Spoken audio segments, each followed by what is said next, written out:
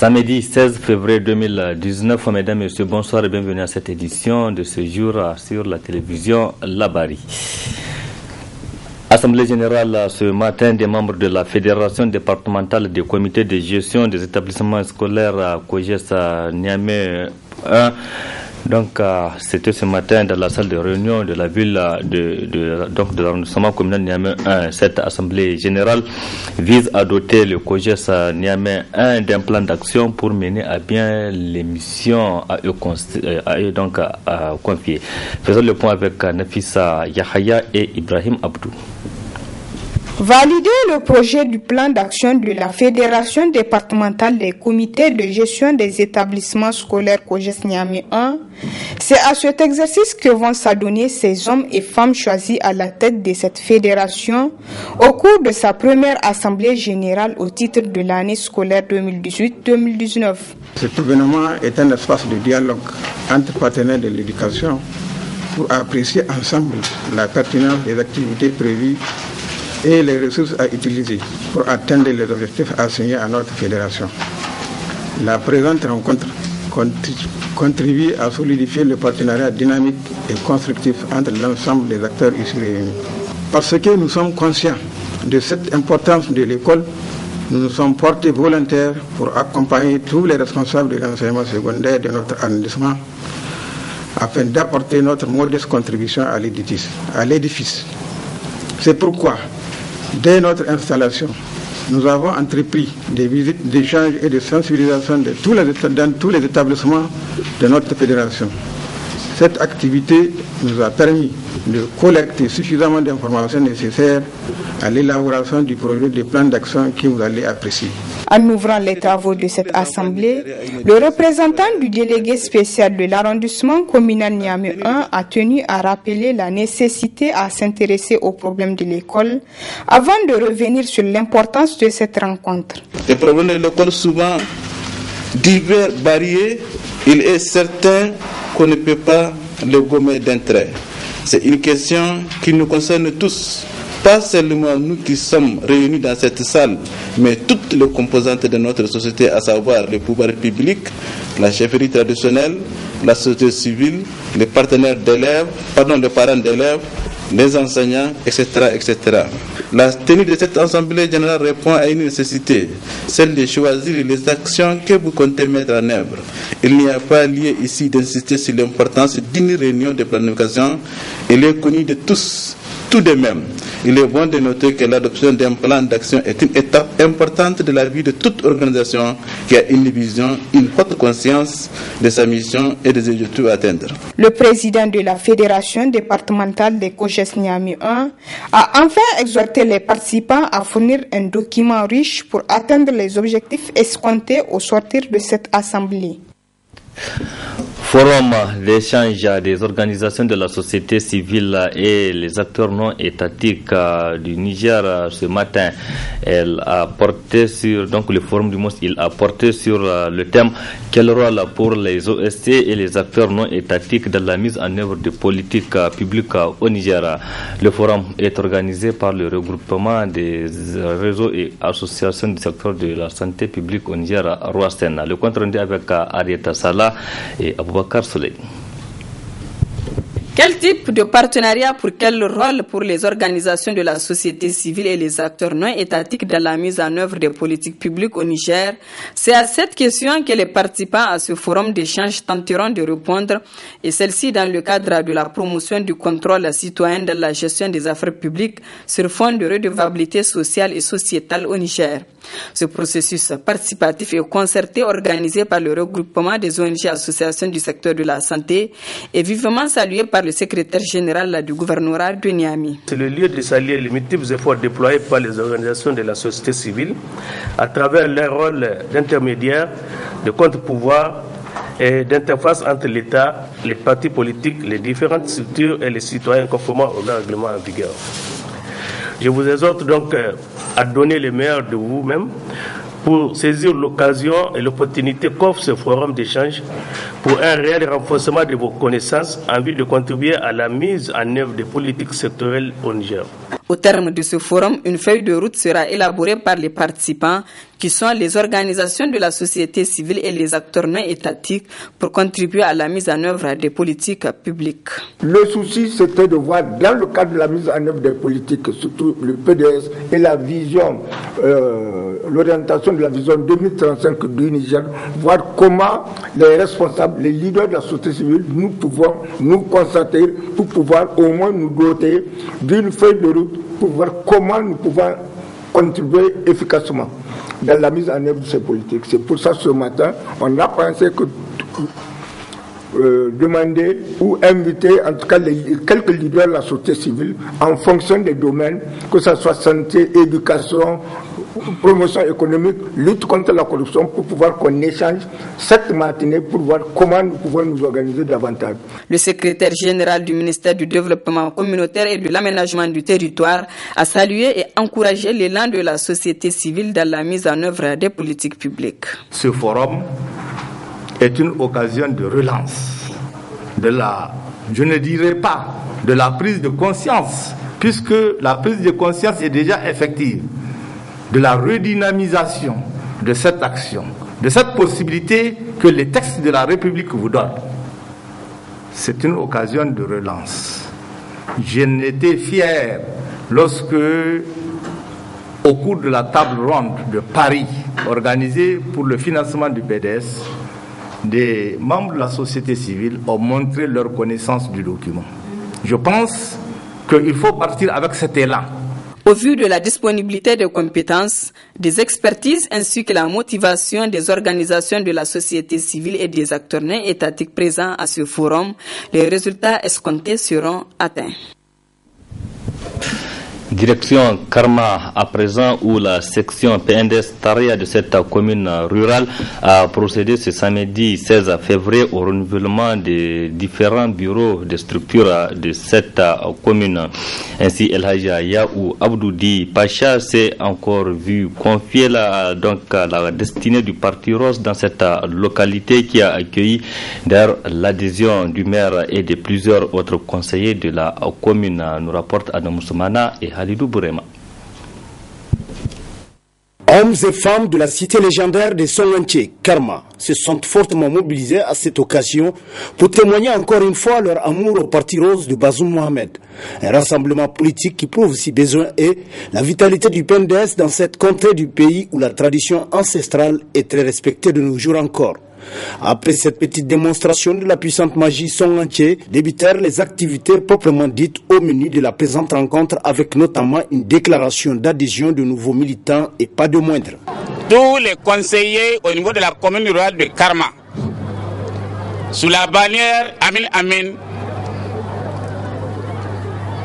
sont devenus des militants à part entière du PNDS Taraya. Nous venons d'arriver dans le parti et nous avons demandé votre confiance absolue.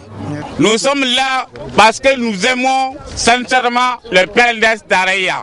Nous voulons que le président de la République, son Excellence El Hadji Issoufou Mahamadou,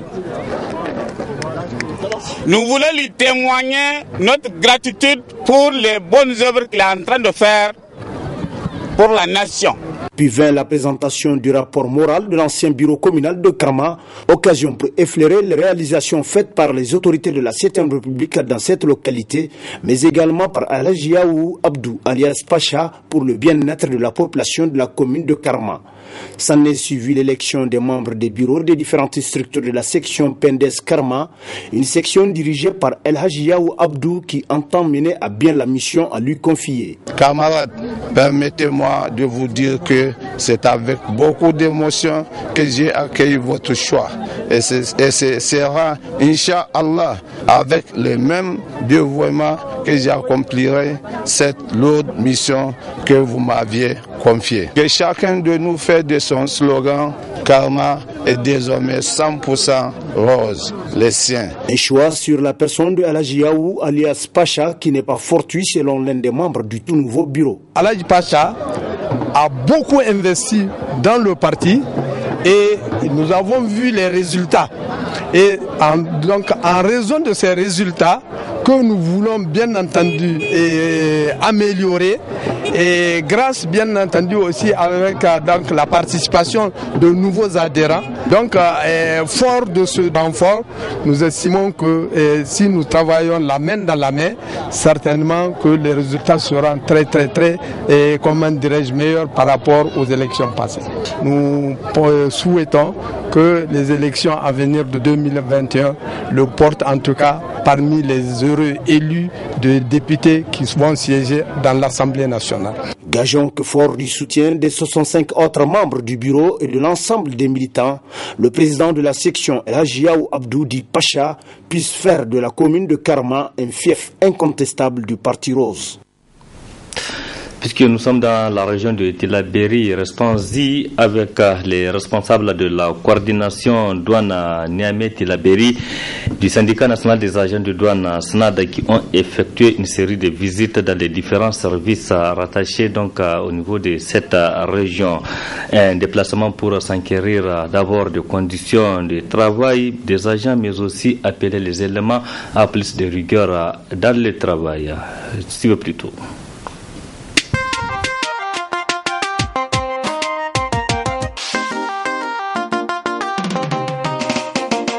Cette mission a conduit le bureau de la coordination Niamey-Tillabéri du syndicat national des agents des douanes dans toutes les unités des douanes des deux régions. Partout, le commandant Salifou Ba et sa délégation ont délivré un message fort pour la mobilisation des agents dans l'accomplissement des missions assignées à l'administration des douanes, notamment en termes de mobilisation des ressources. L'autre objectif visé à travers cette mission, c'est s'enquérir des conditions de vie et de travail des camarades. Nous avons fait toutes les unités de notre région. Donc c'était d'abord pour rappeler aux camarades notre mission première qui est la mobilisation des recettes. Ensuite, nous avons constaté de visu les conditions dans lesquelles ils travaillent. Et on s'était entretenu sur la discipline, qui est le fer de lance de toutes les administrations, de surcroît les corps paramilitaires, les corps habillés. Nous avons aussi parlé, discuté de la sécurité. Nous avons ensuite procédé à la mise en place des délégués syndicaux de notre région. C'était l'objet principal de notre mission. La délégation a aussi appelé les agents à plus d'engagement, de détermination et de sacrifice en vue de dépasser les objectifs fixés par les autorités à la douane. C'est une première que le syndicat se déplace vers les agents quant à la mobilisation des recettes. Et ils ont salué cette démarche. Nous sommes très satisfaits de ce déplacement parce que ça nous a permis d'abord de rencontrer les camarades et de voir en réalité la façon dont ils vivent sur le terrain. La coordination régionale SNAD Niamey-Tillabéri saisit cette occasion pour lancer un cri de cœur à l'ensemble des coordinations du SNAD au niveau national de se mobiliser pour redorer l'image de la douane. Les camarades trouvés sur place ont bien perçu le message et se sont engagés à donner le meilleur d'eux-mêmes pour continuer à honorer la douane. Ils ont également vivement salué cette initiative de la coordination Niamey-Tillabéri du SNAD.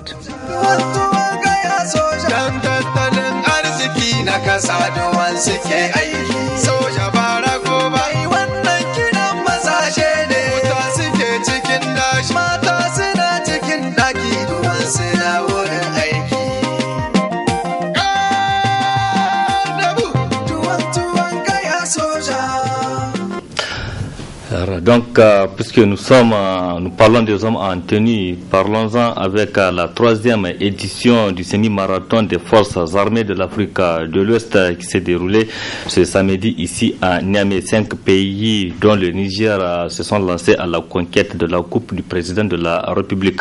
Le top départ a été donné à la place de la concertation en présence des chefs d'état-major des armées et des officiers supérieurs des forces de défense et de sécurité. Les images.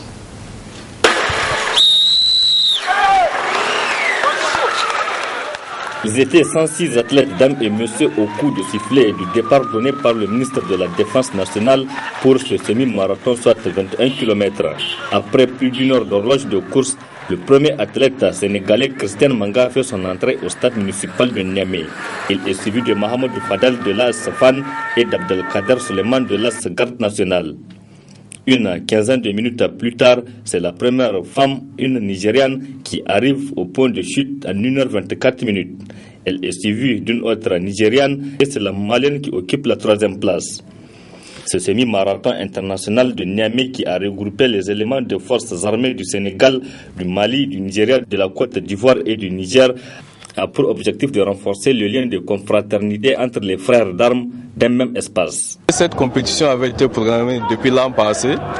Le Niger a bien voulu l'abriter et nous nous en réjouissons pour qu'elle puisse se tenir. Et comme le dit notre devise, c'est l'amitié à travers le sport. Bien que nous soyons militaires, on se retrouve quand même autour du sport. Cette solidarité entre les forces armées africaines qui ont bien voulu nous honorer en venant au Niger pour compétir, parce que c'est une tradition militaire. Le sport, c'est d'abord une discipline militaire.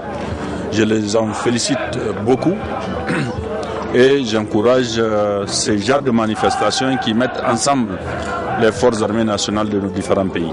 Pour les organisateurs, c'est un sentiment de satisfaction. Tout s'est bien déroulé. C'est une organisation qui nous a pris du temps. Donc on a tout planifié. Et moi et l'équipe. Donc c'est toute une équipe derrière cette organisation. Donc j'espère que ça s'est bien passé. Qu'est-ce que vous retenez de l'organisation? Bon, l'organisation, on retient que l'organisation a réussi du moment où aucun incident pour l'instant nous a été signalé. Pas d'incident. Donc les athlètes ont pris tous le départ, ils sont arrivés et les classements ont été faits. Donc, je pense bien que c'est bien. Ainsi, au plan national, au classement par zone, c'est la zone numéro 6 qui était sur la première marche du podium. Elle est secondée par la zone 4 et c'est la base aérienne qui occupe la 3e place. Et au classement par équipe, c'est le Niger qui a remporté la Dame Coupe du président de la République. Le Sénégal est classé 2e et le Nigeria a occupé la 3e place. Demain, dimanche 17 février 2019, interviendra la grande finale de la Coupe d'Afrique des Nations de football CAN Junior Total 2000 U20. À l'affiche de cette finale, le Sénégal face au Mali. Les responsables de ces deux équipes étaient ce matin face à la presse pour faire le point des préparatifs. Le résumé avec Abdelrazak Hamidou Dewo et chez vous, Guissou. Mali-Sénégal, c'est l'affiche de la 21e édition de la CAN U20 Total. 30 ans après, ces deux nations de foot se retrouvent en finale. Dans ce match, c'est le Sénégal qui part favori. Les deux équipes se connaissent bien aussi pour s'être déjà affrontées en match de poule. Le football, c'est l'efficacité. Le football, il faut être concentré. C'est pas un match, c'est pas 2 matchs, c'est toi en équipe nationale. Quand tu veux faire des progrès, c'est une continuité.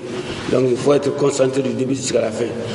Dieu merci, ils ont compris un tout petit peu, comme moi aussi, le message a un tout petit passé, parce que depuis qu'on a commencé tous les tournois, on arrive à terminer à terme. On est là au début, on est là à la fin.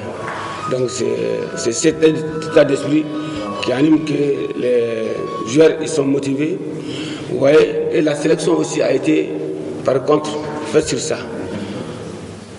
Ceux qui jouent et ceux qui sont remplaçants, et chacun essaie de donner le meilleur de lui-même. Le commentaire d'avant-match, c'est qu'il faut jouer le match. Il ne faut pas se réserver, on les joue. C'est une finale. Ce n'est pas donné à tout le monde de jouer une finale.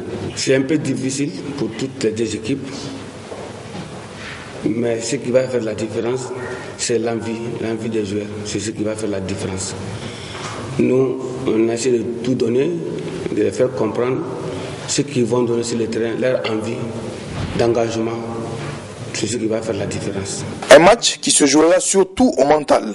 On a fait un match difficile contre l'Afrique du Sud, ça tout le monde le sait. Et, vu le contexte du match et comment l'adversaire s'était positionné avec un bloc bas, c'est normal qu'on ait eu des difficultés en tout cas à avoir le gardien de but. Après on savait que quel que soit Alpha, si on continue à bien travailler, à insister sur certaines situations, on allait passer, que ce soit qu'on soit le buteur direct ou qui marque dans leur but, l'essentiel c'est de gagner. Maintenant par rapport au match de demain, comment ça va se passer, j'ai pas une boule magique, donc je peux pas prévoir l'avenir. Tout ce que je peux dire c'est que on va travailler très bien. Et si on travaille très bien, quel que soit l'adversaire qu'on aura devant nous, il sera en difficulté. Notre atmosphère, ça va les permettre de revenir un peu plus frais mentalement pour la préparation de la Coupe du Monde.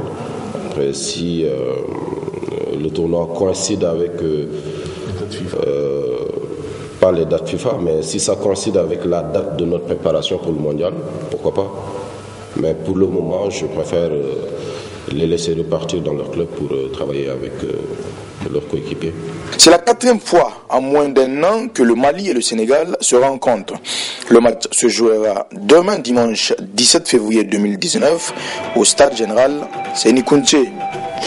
Abdrazaka Hamidou Léo, le président de la Confédération africaine de football, CAF, s'est dit satisfait de l'organisation de cette 21e édition de la Coupe d'Afrique des Nations CAN Total U20 par le Niger. Ahmed l'a dit ce matin au cours d'une conférence de presse conjointement animée par le président, avec le président de la Fédération nigérienne de football, le colonel-major Jibril Hamidou Pelé. Vous y étiez, voici ce que vous nous rapportez. C'est une conférence de presse consacrée exclusivement à la CAN U20. Elle se tient en marge de la fin de la 21e édition de cette CAN totale des moins de 20 ans qui verra le Mali ou le Sénégal la remporter demain dimanche 17 février 2019. Cette compétition, nous l'avons voulu exceptionnellement, contrairement à celle de 2015. Nous l'avons voulu dans 2 villes différentes. En 2015, nous avions joué sur un seul site, Niamey, où disons que les commodités sont plus faciles et les moyens sont plus faciles à regrouper. Cette année, nous avons voulu innover en faisant vivre, parce que nous avons estimé qu'en jouant à Niamey seulement, les Nigériens ne vivent pas ça entièrement et en leur plein intérieur, parce que ceux de l'intérieur sont obligés de regarder à la télé où certains se déplacent peut-être, mais il fallait trouver un deuxième site pour que une deuxième ville, en tout cas, se sente, qui est très football d'ailleurs, se sente concernée. C'est ce que nous avons osé faire. Ça n'a pas été facile, mais Dieu merci, nous avons joué sur Niamey et Maradi. Et je parle sous la réserve de tous les témoins, en tout cas, qui étaient là-bas, et les organisateurs et l'administration de la CAF et vous-même les journalistes. Tout le monde a dit qu'ils ont découvert une ville où les gens adorent le football. Parce que tous les jours, les gens se battent pour venir au stade et presque tous les jours de match, le stade était plein. L'objectif pour nous, c'est ça, c'est faire vivre donc vraiment une autre région du Niger, une compétition internationale. Assis côte à côte, président de la CAF et de la FENIFOOT, ces deux messieurs ont répondu aux nombreuses questions posées par les journalistes. Je tiens à remercier le pays, remercier le Niger à travers son chef de l'État, qui personnellement a pris comme un challenge l'organisation de cette compétition après avoir organisé la Coupe d'Afrique des moins de 17 ans. Ce sont des gestes de la part de dirigeants africains que la Confédération africaine de football apprécie beaucoup. Le développement du football, c'est l'affaire de tous. C'est l'affaire de la fédération et beaucoup plus soutenu par nos dirigeants politiques. Et c'est ce qui se passe de plus en plus, surtout au niveau de développement. Ils ont fait montre d'un grand effort pour que le tournoi ait lieu et dans de bonnes conditions. En même temps, je remercie les légendes qui nous accompagnent aujourd'hui, pas tellement en visibilité, mais aussi surtout en s'impliquant dans le programme de développement. Le président de la CAF, Ahmad s'est dit content de l'organisation de cette CAN U20 Total et en a tiré un bilan positif. Il faut le rappeler, Abdrazak Hamidou Léo, que la finale de cette CAN interviendra demain, dimanche 17 février 2019, au stade général Séni-Kountié. Le coup d'envoi sera donné à partir de 16h30 et ce sera une affiche entre Sénégal et Mali. Rendez-vous donc au stade général Séni-Kountié pour suivre cette grande finale de la CAN U20 Niger 2019. Point final de cette édition. Merci à vous de l'avoir suivi. Restez en compagnie du programme de la télévision Labari. Excellente nuit à toutes et à tous. Au revoir.